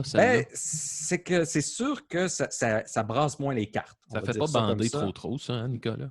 Ça brasse moins. Mais même reproduction sexuelle, il peut y avoir sans érection, là, je tiens à le dire. Oui, c'est ça, les plantes. Oui, exactement. Les plantes ne bandent pas, même si elles se dressent bien droites. Répète ça, Linda, on n'a rien compris. Est-ce que tu inclus les animaux asexués là-dedans? Ben, comme par exemple, je pense les escargots, les chevaux de mer, là, les hippocampes, ceux qui ils sont pas asexués, ces animaux-là. Au contraire, ils se reproduisent avec une gamète mâle, une gamète femelle. Mais il y en a des asexués. Attends, je vais t'en trouver. Oui, il y en a des choses asexuelles. Mais justement, là, on peut arriver à notre fond. Mais justement, les éponges de mer, elles. Parce que moi, j'avais l'impression, quand on disait que SpongeBob, ça avait commencé en disant qu'il était gay, puis là, j'avais dit, mais attends, les éponges de mer, c'est pas asexuel, justement, comme reproduction. D'où la reproduction chez les éponges de mer. Eh bien, j'ai appris finalement que les éponges de mer, ils ont toutes. Ils ont toutes. Tout ce que tu veux, ils l'ont. Sexuel, asexuel, let's go. Sadomaso? Oui. Puis en plus, c'est que les éponges de mer sont hermaphrodites. Donc, ils se reproduisent sexuellement, c'est-à-dire qu'ils produisent quand même un sperme qui répand justement dans l'océan comme ça. Qui va ensuite trouver... Tu tentes de baigner, Nicolas. Nos océans. Et ça sort comme un nuage de dèche dans l'océan. En tout cas, je vous invite à aller voir sur les éponges de mer parce que c'est fascinant comme organisme. On pense que c'est juste des tubes comme ça. Mais ce qu'on réalise, c'est que pour l'organisme, tout ce qu'on a, toute cette cochonnerie-là, c'est beaucoup juste pour faire fonctionner la cochonnerie elle-même. C'est-à-dire que tous les poumons, le cœur, ça sert simplement à faire circuler les nutriments dans la chose pour ensuite avoir l'enveloppe protectrice qui permet ensuite à notre bagage génétique de se reproduire. Donc, les éponges de mer, ils ont dit, les éponges de mer, ils ont dit, c'est parce que l'eau, ça bouge. Fait admettons que je suis juste un tube, mes nutriments vont bouger tout seuls. Fait qu'ils sont comme, j'ai pas besoin de poumons, j'ai pas besoin de cœur. L'océan fait la job pour moi, man. C'est comme, ils se relaxent, eux autres. Fait qu'ils font la même chose quand ils dèchent ou quand ils reçoivent de la dèche. Moi, j'ai arrêté à nuage l'océan qui envoie ça d'un côté comme de l'autre. Je vais résumer ce que tu as dit, Nicolas. On est des machines à se reproduire. On est des machines conçues pour produire de la dèche ou whatever, là. Et l'éponge de mer, elle, c'est que l'éponge de mer a compris à comme juste enlever tout ce qui est superflu pour ne devenir qu'un tube à dèche. Non, mais pas juste un tube à dèche, c'est-à-dire qu'il y a un tube aussi à nutriments parce qu'il faut qu'elle mange. Mais les nutriments de l'océan passent et sont digérés directement, c'est-à-dire qu'elle envoie ses cellules digestives à l'intérieur du tube. Okay. Mais on pensait au départ qu'il y avait que c'était un autre arbre phylogénique, les éponges, qui étaient séparées de nous. Mais on réalise en fait qu'on a des ancêtres communs avec l'éponge de mer. Donc, on est reliés. On est plus proche de l'éponge de mer que des plantes. Non, mais regarde-les, ils peuvent se Parce que les éponges de mer, elles doivent digérer la nourriture, alors que les plantes ne digèrent pas la nourriture. Elles fonctionnent par photosynthèse et avec les nutriments qui peuvent prendre du sol. C'est vrai que l'effet ils n'ont pas de système digestif. Minimum d'effort pour maximum d'effet, ça, oui, ça me rappelle des gens. Je peux voir. Oui, c'est ça. Donc, on pense que c'est peut-être dans les premiers organismes multicellulaires, mais ils ont quand même ils doivent digérer leur nourriture, ils doivent digérer leurs nutriments. Donc, ils sont hermaphrodites, c'est-à-dire qu'ils peuvent être mâles. Chaque éponge de mer peut être mâle et femelle. Et là, j'imagine que vous avez tout de suite la question évidente qui vous vient en tête.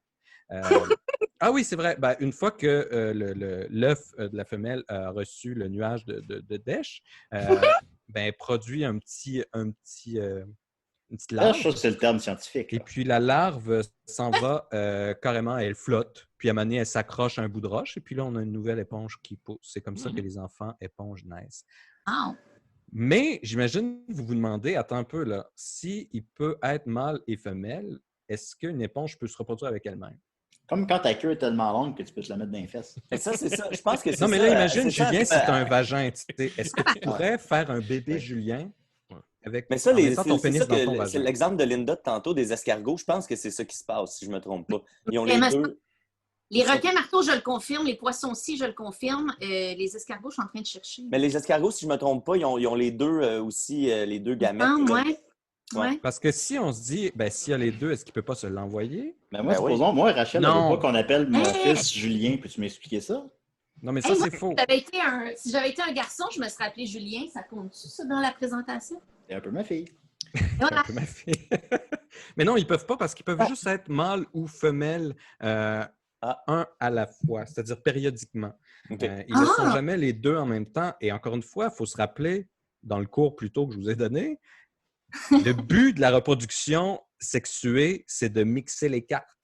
Tu sais, si tu fais ta moitié de chacun de tes gamètes, ça ne fait pas mixer les cartes. C'est comme coucher avec ta cousine. C'est ça. Donc là, la reproduction, elle, asexuée, elle fonctionne par bourgeonnement, c'est-à-dire qu'il y a une excroissance qui pousse sur l'éponge, un petit bout d'éponge qui se met à pousser graduellement.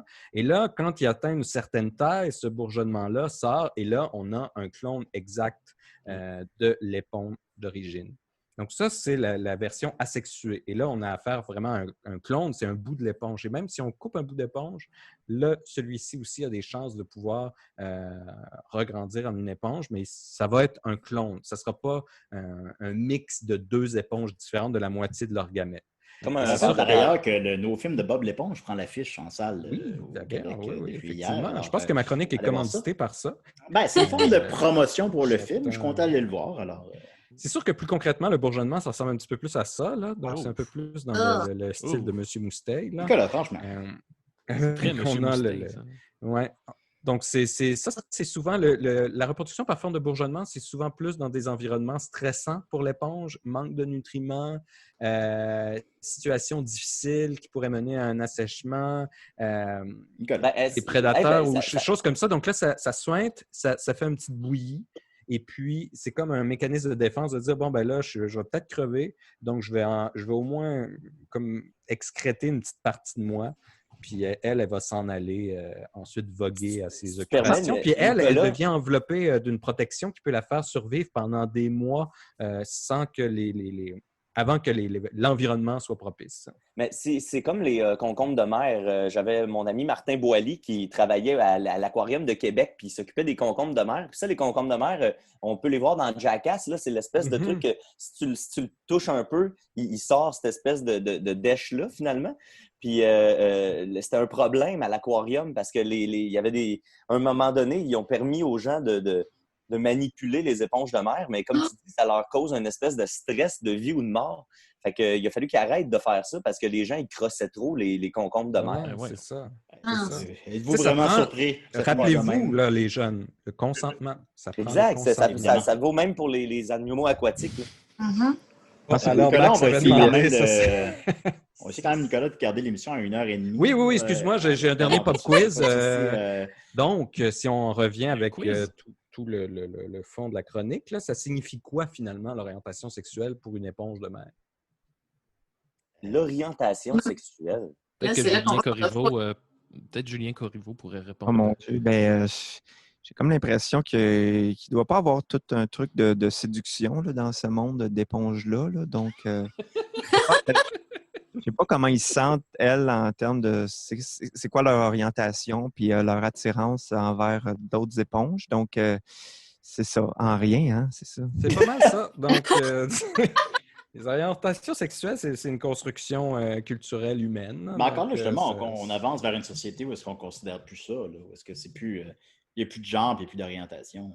Ben, comme disait Renton dans Trainspotting, un jour, on va tous devenir des glandeurs, là, puis des branleurs, je pense. C'est ce que je pense. Maintenant, ça ne crée rien, le genre, maintenant. Là. Ben voilà, donc il faut se rapprocher des éponges. Là. Pour eux, ça ne veut rien dire. Peut-être pour un jour, nous aussi. Les éponges sont un modèle pour nous, c'est ça que tu me dis? Vraiment. Ils sont assez chill, là, on va se le dire. Là. Bon, puis Bob l'éponge, il me fait rire. Ben ouais. Ben voilà, vous avez... Ah, c'était ça, OK. Sur Bon. la reproduction de Ah, OK, ben merci beaucoup, Nicolas. Vraiment le coup de Qu'est-ce qui se passe, là? Qu'est-ce qui se passe? Oh mon Qu'est-ce qui Dieu! se passe? Un autre sur un appel. Non. J'ai reçu un appel, mais je l'ai rejeté. Ah, OK. C'est qui t'a appelé? Ah, je pense que c'était ma cousine. Ah, Elle ouais, jamais. J'imagine qu'elle m'a appelé à l'émission et elle voulait me féliciter. Merci beaucoup, Nicolas. Alors, la sexualité des éponges de mer n'ont plus de secret pour nous. Et allez voir donc le nouveau film de Bob l'éponge qui est à l'affiche depuis hier, seulement au Canada. Parce que les États-Unis, la pandémie est hors de contrôle. Alors, il faut le voir. Voilà. On se garde 5-10 minutes. Là. Y a-tu Maxime, Niquette? Moi, j'ai besoin de 5 minutes. 5 minutes? Bon, OK. Alors, Maxime. OK. Eh bien, fuck mon thème, là, ça me tente. Fuck ton thème. OK, fuck mon thème. Premièrement, je veux souhaiter une bonne fête, un bon 15 août à nos amis acadiens. Oui! Le monde a bien changé. En tout cas, fait que c'est le 15 août.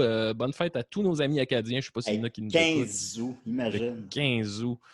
Bonne fête à vous autres. Avoir 15 août. Sinon, je suis allé pour la première fois de ma vie chez l'optométriste cette semaine parce que j'ai mon œil droit qui... ça fait quelques mois que je vois qui va moins bien. Fait que je suis allé chez l'optométriste et là, tu sais, ils commencent, ils te font une petite batterie de tests, puis ils ont pris des photos de mes yeux. Je m'en vais dans le bureau de l'optométriste après, puis là, elle me montre sur écran géant les 2 photos de mes yeux. Et il me sort, tu sais, c'est comme une espèce de grosse boule rouge avec... Puis là, le deuxième, il y a comme tout un cerne gris autour de l'œil, une espèce de cerne très épais gris autour. Puis là, tu sais, moi, tout de suite, en plus, avec mon expérience que j'avais eue chez le dentiste, tout de suite, je regarde les photos puis je suis comme « Ah, man, tu me niaises, qu'est-ce que j'ai dans l'œil? » Genre une pâte à biscuits quelconque, là, tu sais. Puis là, je me mets à pas filer, puis là, l'optométriste se retourne vers moi, puis elle voit, puis elle fait « Ah non, hey, ça, Maxime, fais-toi-en pas, c'est juste comme un reflet qu'il y a eu au moment de la prise de photo. » Puis je suis comme « Oh, tabarnak! » J'ai vraiment eu peur. Je me voyais déjà avec le scalpel dans l'œil, là. Puis, fait que je vais... Tout ça pour dire que je fais de l'astigmatie. Je suis astigmate. Puis, astigmate, ouais. Fait que probablement la semaine prochaine, là, je vais avoir des nouvelles lunettes. Et ça va être une nouvelle aventure. C'est ça que j'ai eu, moi aussi, Maxime. Ça va bien t'aller. Plus le temps passe, plus je ressemble à Nicolas. Ah oui, mon oncle. Ça va très bien. Sinon... là où je voulais amener ma chronique, écoutez, je veux vous montrer une petite vidéo que Joël Martel m'a envoyée hier. Oh, je l'aime, Joël. C'est vraiment, ça fait longtemps que je n'ai pas eu un coup de cœur web comme ça. Parce que, honnêtement, au début, j'ai commencé la vidéo, je m'en allais l'arrêter et c'est là que le reveal, le payoff est arrivé. Puis je suis tombé en amour avec cette vidéo-là, fait que je vais vous la faire écouter. Je vous le dis, la première minute, il ne se passe pas grand-chose, puis à un moment donné, ça prend son envol et c'est là que la magie se passe. Alors, je veux. Et pour les gens qui vont l'écouter en audio, peux-tu décrire rapidement qu'est-ce qu'on voit? Oui, bien, en fait, ce qui est important, c'est ce qu'on va entendre. Parfait. Alors, je vous présente. Sinon, imaginez un bel homme dans la cinquantaine. Un beau Richard Séguin, là. Ouais, un beau Richard Séguin. Ouais. Il est beau. Je vous présente. Je trouve ça drôle comme comparaison. Je vous présente Yvan Pion, qui est un chanteur. Mathieu, tu me disais que tu l'as connu, toi, au début des années 2000. Ben, chez nous, c'est un running gag dans la famille Niquette depuis assez longtemps, Yvan Pion. Je pense que c'est ma sœur Émilie qui avait découvert ça. Et à la base, c'est vraiment juste le nom de famille Pion qui nous faisait rire. Je sais pas pourquoi. J'avais jamais vu le nom de famille Pion. Puis après ça, moi, j'ai acheté un album de Yvan Pion parce que c'est un chansonnier, un très habile chansonnier charismatique. Fait que nous autres, moi, c'est un souvenir d'il y a 20 ans quand Max nous a popé ça cette semaine. J'étais tout retourné par cette nouvelle-là. Voilà. Je suis content de retrouver mon ami Yvan. Ben oui. Fait que je vous lance ça. Je vais essayer de mettre le son pas trop fort, mais je pense qu'il n'est pas très fort. Alors, on y va avec Yvan Pion. Vous allez voir, au début, il jase un peu, 1 minute qu'on ne sait pas trop, puis après ça, ça prend son envol et ça devient un classique. Aloha.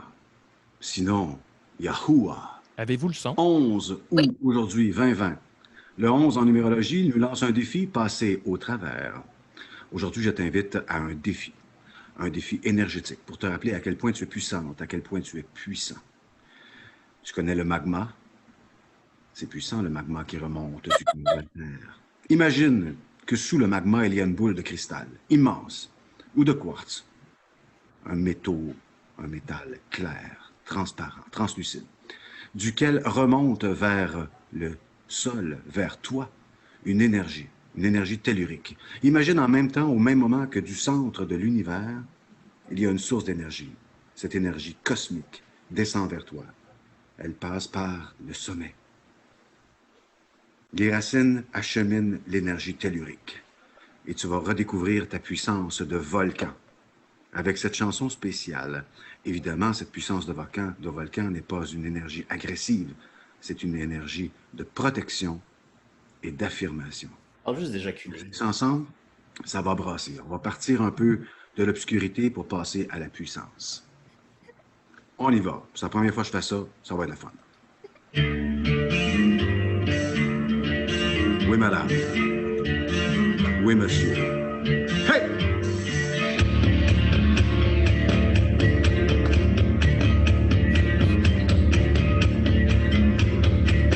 Sans ça, sans-le, ça s'en vient du haut, du bas. Ça crée une sphère autour de toi, à partir du cœur. Et ça te protège. Et ça te rend de bonne humeur. Hey!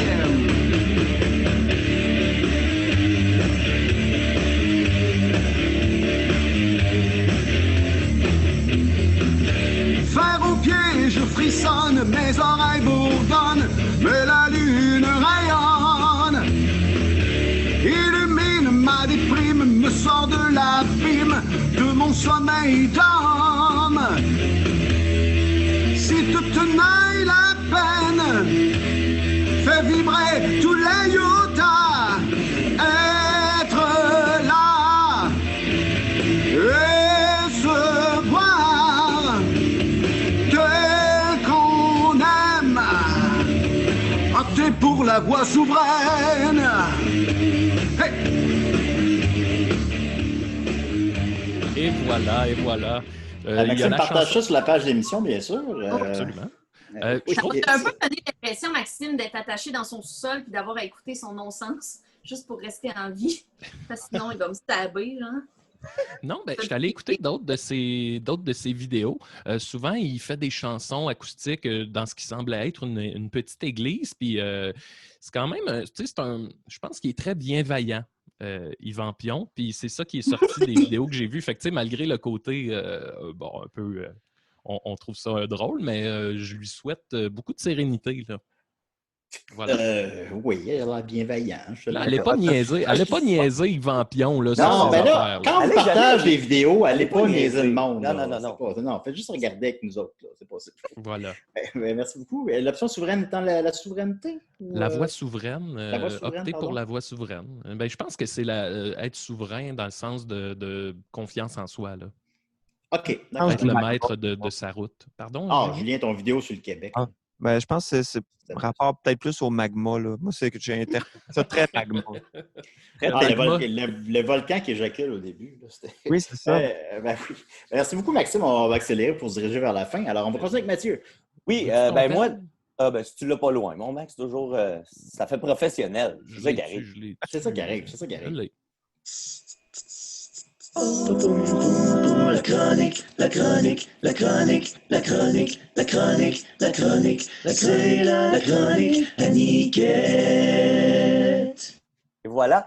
Et puis dans le même domaine, on vous montre des choses. Là, si vous voulez aller troller, vous pouvez aller troller ces gens-là, parce que les gens dont je vais vous parler, parce que eux autres, c'est pas des gens si bienveillants que ça.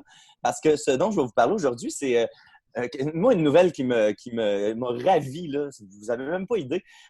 Si vous me suivez un petit peu sur les réseaux sociaux, vous savez que j'ai un intérêt particulier pour les complotistes, les conspirationnistes, que j'aime ça aller leur tirer la pipe gentiment sur leur page. Là. Puis là, à cause de ça, je me suis fait bloquer Facebook 2 fois parce que des fois, ils se fâchent, puis là, ils se mettent en gang, puis ils se mettent à signaler mes affaires en masse. Fait que là, à date, j'ai été bloqué de Facebook une fois pour une journée, puis une fois pour 3 jours.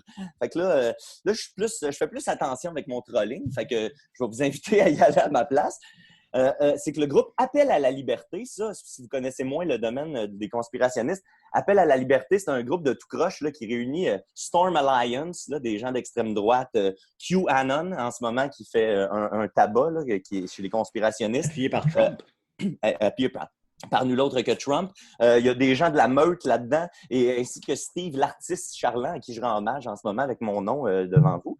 Un autre beau timbré là, avec une vibe de gourou, si vous ne le connaissez pas, c'est un autre bon personnage. Ces gens-là ont sorti une bande-annonce pour un documentaire qui s'en vient le 6 septembre prochain. Un documentaire qui s'annonce pas piqué des verres, si j'en crois les 2 minutes 20 qu'on nous a déjà présentés, qu'on va partager sur la page. Puis je fais attention avant de vous parler de ces choses-là parce que je veux pas donner de la popularité ou donner de la publicité à des petits événements un peu isolés qui pourraient contaminer d'autres mondes. Mais là, au moment où on se parle, c'est sorti juste jeudi avant-hier. Il y a plus de 131 000 vues et 7 200 partages sur cette vidéo-là. Fait que les gens...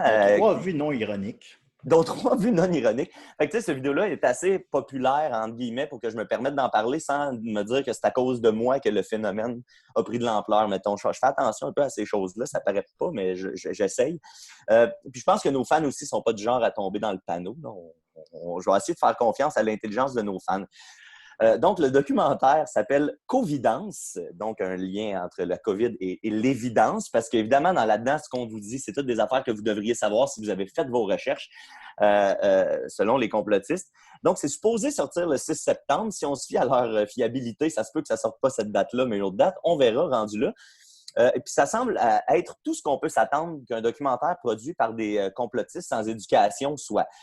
C'est réalisé par l'éco-terroriste Joël Hamel Hogg. Lui, il a été connu en 2010 parce qu'il avait causé pour 1,5 million de dommages en crissant le feu à du matériel de construction en 2010. Puis, il est maintenant administrateur du groupe Appel à la liberté. Fait que, on voit c'est qui le cosmos de ce groupe-là. Puis, évidemment, le documentaire va parler de tous les complots qui sont liés au coronavirus. Et là, ce qui est magique dans le documentaire, c'est qu'ils ont choisi de donner la parole à 12 femmes pour se donner comme l'impression, pour donner l'impression aux gens qui ont un semblant d'humanité, qui sont un peu progressistes. L'affaire, c'est que tous les gens qui dirigent ces choses-là puis qui font du gros cash avec ça, ben c'est tous des hommes blancs qui runnent ça puis qui collectent tout le cash, là, des Stéphane Blais, des Alexis Cossette-Trudel, des Stupid. C'est tous des hommes blancs qui manipulent toutes ces femmes-là puis qui les mettent à l'écran comme ça. Les intervenantes comme telles sont malades mentales au sens propre et figuré. C'est un plaisir à découvrir. Et c'est Lucie Laurier qui est en tête de tout ça. Hein? Je pense que Lucie n'a plus besoin de présentation suite à ces dernières frasques face au COVID. Sinon, c'est pratiquement toutes des femmes avec des emplois qui n'ont aucun lien, évidemment, avec la santé ou l'épidémiologie. Puis, c'est souvent des emplois qui nécessitent aucune éducation, ni rien d'autre que de déclarer « je fais cette job-là », finalement.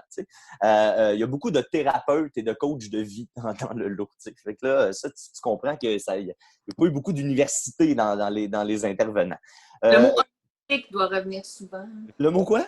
Holistique. Oui, c'est ça. Il y en a un tantôt. Je vais le retrouver. Je n'ai pas le mot exact, mais il y a un bon terme comme ça.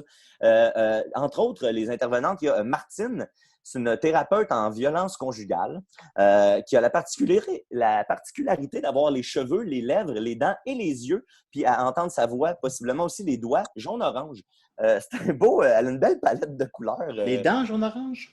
Oui, plus jaune là, du côté des dents, mais tu sais, c'est comme elle a une belle unité de couleurs. C'est une amatrice de Cheetos. Ouais, exactement. Elle joue dans le Cheetos et la nicotine, je te dirais. Ensuite, il y a Liane qui se dit infirmière à Info Santé, mais qui va probablement bientôt perdre sa job suite à la diffusion de ce preview-là, j'ose le croire. Ensuite, il y a Geneviève qui est coach en programmation neurolinguistique, pour ce que ça veut dire. Ensuite, il y a ma préférée, c'est Amélie, qui est agente professionnelle de jeux d'adresse. Ça veut dire qu'elle gère des pièces de toutou à Beauce Carnaval. On va se le dire, c'est exactement ça que ça veut dire. Mais elle, c'est une agente professionnelle de jeux d'adresse. C'est magique. Ensuite, il y a Mélanie, une autre qui va perdre sa job parce qu'elle se présente comme une enseignante au secondaire. Puis c'est elle qui tient les propos les plus comme un peu à côté de la plaque. Puis tu dis, OK, ça enseigne à nos jeunes, cette madame-là. Ensuite, ma deuxième préférée, il y a une hypnologue anonyme. Fait que c'est une grosse madame assise sur un banc de parc avec la face blurrée. C'est écrit anonyme en petit, hypnologue, puis là, tu fais, c'est sûr que cette personne-là, elle fraude mur à mur, puis qu'elle crosse du monde, fait qu'elle n'a pas intérêt à ce qu'on y voit la face. Et dans le preview, il y a finalement Chantal, qui, elle, se dit coach et thérapeute, puis qui parle un petit peu comme si elle avait un léger retard. Là. Fait que c'est... Mathieu, tu es... Non, mais écoute, moi j'observe. Là, pour vrai, là, si vous irez voir, je vais poster le truc. Vous pourrez constater puis être d'accord ou pas. Moi, c'est ça que j'ai découvert là-dedans. Fait que tout est vraiment parfait dans cette vidéo-là que je vais partager sur l'écran. Puis je vais juste vous faire jouer le début, les quelques premières secondes, pour vous montrer le ton un peu que ça prend avec la musique dramatique autour de ça. Moi qui croyais que Lucie Laurier ne ferait plus de films, finalement. Ben exactement, de trouver le moyen de s'autoproduire, finalement. Fait que je vais vous partager mon écran. Ça ne sera pas long. Voilà. Et on va écouter les premières secondes de cette vidéo-là. Au Québec, on a appris à ne pas parler de politique et à ne pas parler de religion. Bien, en d'autres mots, on nous a surtout appris à ne plus réfléchir et à ne plus s'intégrer dans ce qui se passe dans les grands enjeux de la société. L'existence de base de chaque être humain, c'est les relations. Il n'y a pas un seul être humain sur la Terre qui peut vivre sans relation. On est fait pour être en société. Les humains, on a besoin de contact. On a besoin de se regarder dans les yeux, se voir le visage, se voir sourire, se toucher. Puis on enlève tout ça à tout le monde. Fait que c'est un peu ça le ton tout le long. Selon Lucie Laurier, enlever les cours de religion, ce qui n'est pas tout à fait le cas exactement, mais bon, nous empêche de réfléchir et non l'inverse. Exactement. Ben, puis c'est ça aussi qui est hallucinant là-dedans. C'est quand on fait des recherches, mettons, le gars le plus problématique, entre guillemets, c'est un gars qui s'appelle Stéphane Blais. Puis ce gars-là, le logo qu'il utilise, c'est un logo de, je me souviens plus du nom, désolé, mais c'est une organisation d'extrême droite religieuse française, là, qui a fait vraiment beaucoup de marde en Europe. Puis lui, ses fondements de sa philosophie de vie, c'est basé là-dessus. Fait que il y a en plus un côté ultra religieux. Puis je comprenais pas parce que dans mes recherches personnelles, je tombais souvent sur des personnes qui avaient un discours très, très religieux puis qui se fait beaucoup à la religion. Au début, je pensais que c'était juste que ça attirait ce genre de gens un petit peu plus susceptibles à croire des choses invisibles là. Mais il y a une action volontaire de ramener ça autour de la religion. Fait que c'est très contradictoire, encore une fois, de constater que ces gens-là, à la fois, te disent qu'ils veulent être plus concrets, qu'ils ne veulent pas se fier à des affaires inventées, qu'ils veulent la vérité et tout ça, mais qui, d'un autre côté, font de la grosse promotion de la religion catholique. Fait que c'est magique. Mais ce qu'on entend dans l'extrait, c'est vraiment que c'est du gros raccourci tout le long. Je me souviens plus c'est quoi le nom de ce procédé-là, mais c'est que des raccourcis, là. C'est juste genre, on a besoin de sourire, c'est enlevé à tout le monde. On veut vivre en société, ça n'existera plus. Tu sais, c'est un bar, tu as le droit d'enlever ton masque. C'est un restaurant, tu peux enlever ton masque. Tu es avec des amis dans une maison, tu n'as pas de masque sur le visage. Des familles, des amis, c'est ça, je comprends pas. Tu sais, on ne porte pas le masque en tout temps. Là, tu sais, je veux dire, non, c'est ça ce qu'on parle. Oui, vas-y, excuse-moi. Vas-y. Non, mais c'est juste, tu sais, je comprends pas pourquoi eux autres, le gros de la socialisation de leur vie, c'est à l'épicerie, il faut croire. C'est ça. Au final, je porte le masque. Là, c'est une journée, disons, si je prends l'autobus, je vais mettre un masque. En dehors de ça, je porte le masque là, quand je vais au dépanneur. Là. Je porte le masque là, 4 minutes par jour. Là. Ouais. Oui, puis souvent, dans le contexte, ça va, là. Oui, puis souvent, on est dans des contextes où, effectivement, on ne parlerait pas à grand monde anyway, tu sais, puis sourire aux gens. C'est quand la dernière fois que vous vous êtes fait sourire par un inconnu dans le je veux dire, personne me sourit, les gens me crachent dessus. C'est ça. Mais puis, tu sais, il y a un côté, il y a une dame, un moment donné, qui dit puis là, c'est rendu qu'ils s'infilent dans nos chambres à coucher puis qu'ils nous disent comment faire l'amour. C'est ben non, tu sais, ils ont donné des affaires pour dire si jamais tu veux aller coucher avec du monde random, ben il y a peut-être 2-3 mesures d'hygiène à prendre. Puis, fait que tu sais, c'est ça des questions dans le documentaire. Puis là, on suppose que dans le montage du preview, ils ont mis les meilleurs moments. T'sais. Sauf que c'est tous des arguments qui se démolissent en 2 secondes. Ou tu sais, quelqu'un qui s'inquiète sur le fait de ne pas pouvoir sourire, de ne pas pouvoir communiquer, mais c'est pas des vrais arguments. C'est pas vrai. C'est pas des vraies choses. Ça n'a aucun sens. Non, ils ont une belle finition, tu sais. C'est esthétiquement plaisant, ça a l'air professionnel, puis c'est juste assez pour en convaincre plein. Là. Ah, ben c'est clair, c'est ça que je disais à ma copine hier. C'est surtout à ça que c'est adressé. On est rendu à une époque où la démocratisation des moyens de production fait en sorte que l'image est belle, donc les gens vont prendre. Oui, puis Laurier, on s'entend, est vraiment superbe, elle est super belle, puis les gens qui sont beaux ont comme 2 semaines d'avance, généralement sur les autres. Fait que c'est clair qu'ils utilisent ça. Ouais. Ils vont mourir aussi pas mal de semaines. Pas Lucie Laurier. Ben voilà. Ben merci beaucoup, Mathieu. Alors, ce film-là a plus de secret pour nous. Allez plutôt voir Bob l'éponge, là. Puis allez lire le livre de Julien Corriveau aussi. Je vais y venir à la fin, évidemment.